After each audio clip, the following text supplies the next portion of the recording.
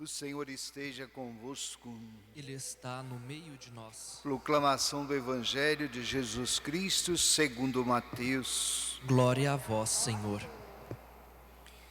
Naquele tempo, levaram crianças a Jesus para que impusesse as mãos sobre elas e fizesse uma oração.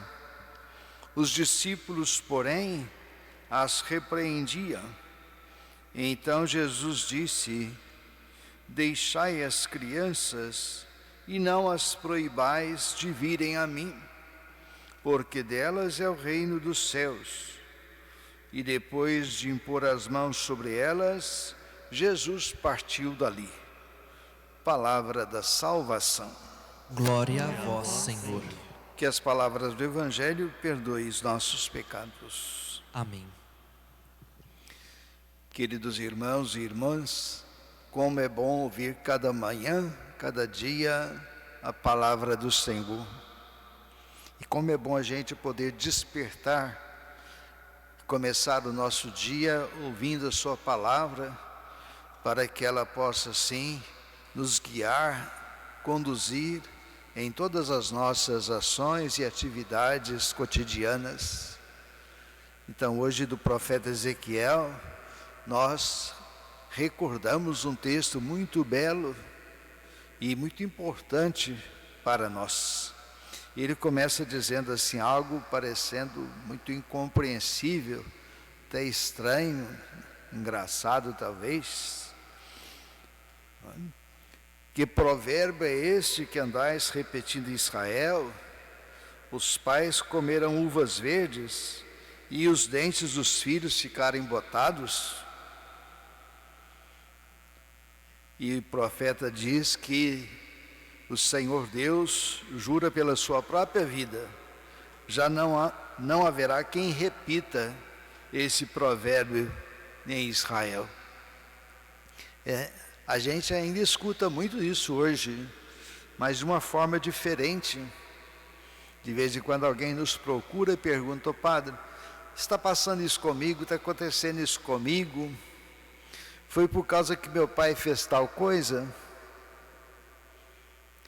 Eu estou pagando pelo pecado do meu pai, da minha mãe?"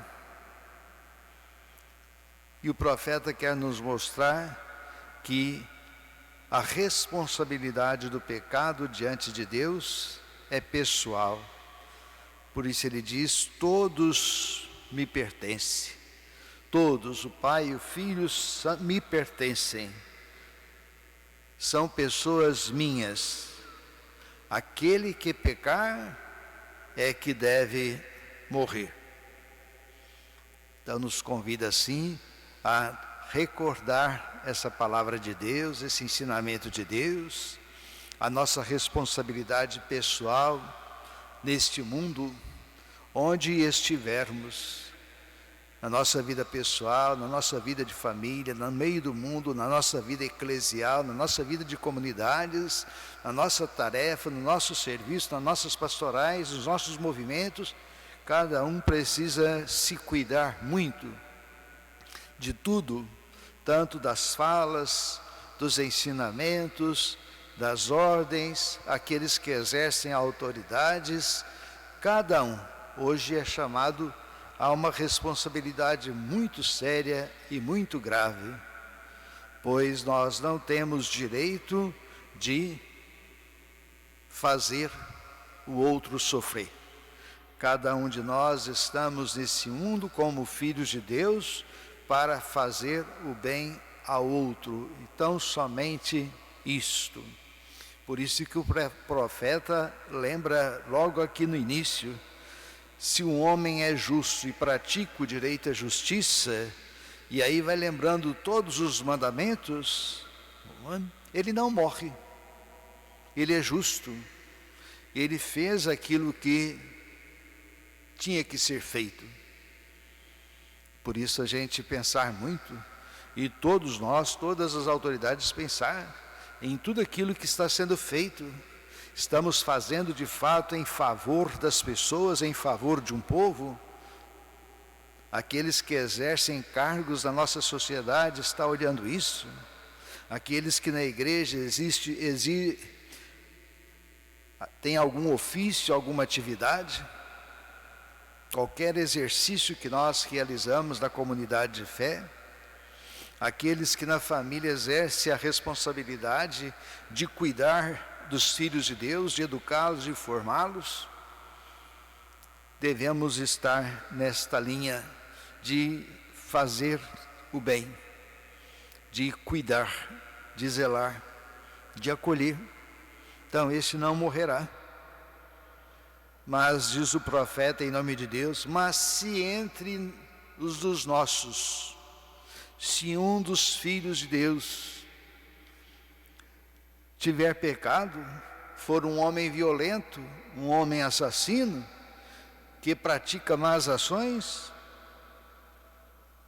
esse deve morrer. Ou seja, a responsabilidade é dele. Ninguém tem responsabilidade sobre isso. Ele teve a oportunidade de aprender, ele aprendeu, mas ele tomou a decisão livre de fazer esse erro, esse pecado, essa maldade. Então, todos aqueles que praticam essas ações abomináveis, com certeza morrerá.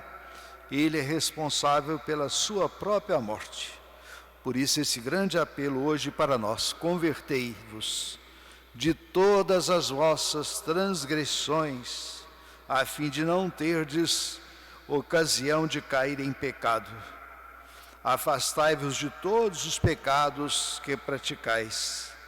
Criai em vós um coração novo e um espírito novo.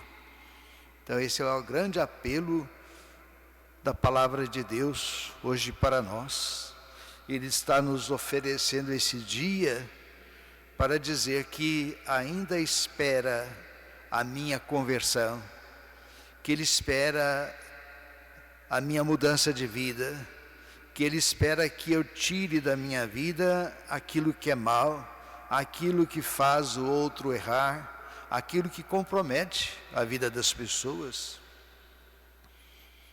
E é um apelo muito forte, exigente e difícil, pois nós vivemos como filhos de Deus nesse mundo e sabemos que o mundo vive por outras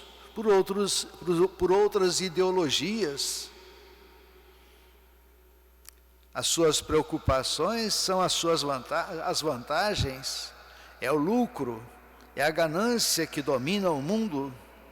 Então não importa quem é que vai sofrer com isso, importa é que meu caixa esteja salvo, importa que meu lucro esteja garantido.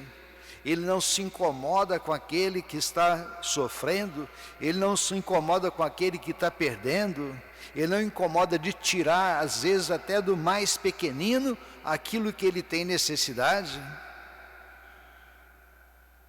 Ele rouba assistido pelas leis humanas, achando que está fazendo muito certo, administrando bem, esquecendo que os bens desse mundo não nos pertencem. Tudo é de Deus. Então é tempo da gente ir fazendo mudanças. Não adianta converter somente uma ação religiosa. Não, eu sou convertido, eu rezo todo dia o meu terço, eu vou à missa todo dia, eu comungo todo dia, eu não perco a missa de domingo, eu não perco a Páscoa, não perco festa nenhuma, faço minhas novenas, faço parte desse movimento, né? A conversão é a gente estar presente no mundo e ser no mundo um sinal de contradição para que os outros também possam assim mudar de vida. É aquilo que Jesus nos diz lá no Evangelho de São Mateus, lá no capítulo 5. Vós sois o sal da terra, vós sois a luz do mundo. Vendo as vossas boas obras, eles se converterão. Então que nós possamos cada dia ser iluminados pelo Espírito Santo para conduzir a nossa vida. Sabemos que é difícil, sabemos que vamos sofrer.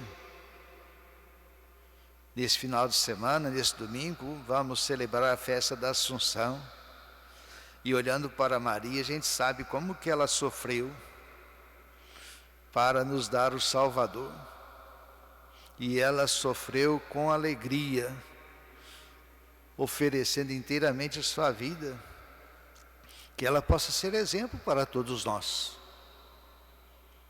Por isso que Jesus, no Evangelho de hoje, esse texto tão minúsculo, nos lembra a importância do acolhimento.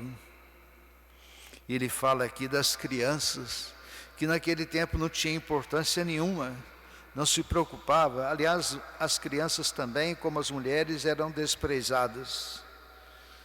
E os discípulos, não querendo que as crianças o aborrecessem, afastaram, e Jesus disse, não, para que não fizesse isso: deixai vir a minhas crianças, não impeçais.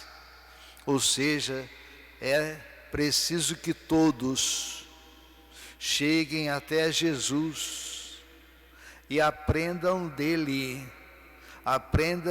a boa notícia da salvação, o bom caminho. É preciso que a gente seja capaz de ajudar todos a chegarem a Jesus. É preciso que a gente leve uma palavra boa a todos os pequeninos.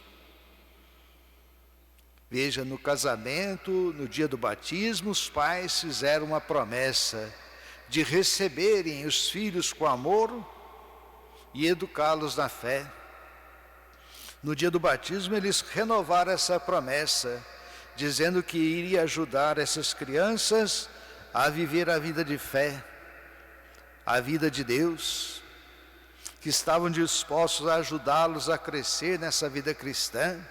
Os padrinhos também prometeram isso, mas os pais só vieram no batismo, os padrinhos às vezes também, e no dia do aniversário faz uma festa pelo nascimento, mas não dão testemunho e nem ajudam os seus afilhados, seus filhos, a crescer no caminho de Deus. As famílias não têm uma prática religiosa em casa. O pai não tem coragem, às vezes, de ensinar em casa e vai permitindo que o mundo ensine os seus filhos do jeito que eles querem. Por isso nós somos convidados a mudar de caminho. É hora da gente construir uma outra estrada, uma estrada que nos leva a Deus. É tempo da gente ir colocando no nosso caminho, no meio daquelas pessoas, alguma coisa interessante, alguma palavra boa. Quantos que trabalham conosco nas nossas várias atividades e que a gente tem dificuldade. Às vezes há muita conversa, muita discussão, como diz o povo, né? Muito bate-boca. Por que que a gente não comece a fazer diferente? Acabar com essas discussões, com essas conversas? Por que que a gente não leve para aquele colega difícil um texto que você encontrou na Bíblia? Por que você não leva para ele de presente no dia do aniversário um livro assim, pequeno, que tem uma mensagem positiva, que anime a ele também a converter, a acolher ele em nome de Cristo, fazer que ele aproxime de Cristo? Por isso hoje somos todos nós responsáveis pela nossa vida e pela nossa missão de converter e de acolher a todos. Estamos na barca de Jesus e precisamos não ter medo, precisamos enfrentar as ondas difíceis, o vento, a ventania brava, mas confiando nele, chegaremos ao outro lado da margem. E um dia chegaremos ao outro lado da margem e o encontraremos. E ele abrirá os braços nos acolhendo, porque Deus não tem prazer com a morte de nenhum dos seus filhos. Rezemos.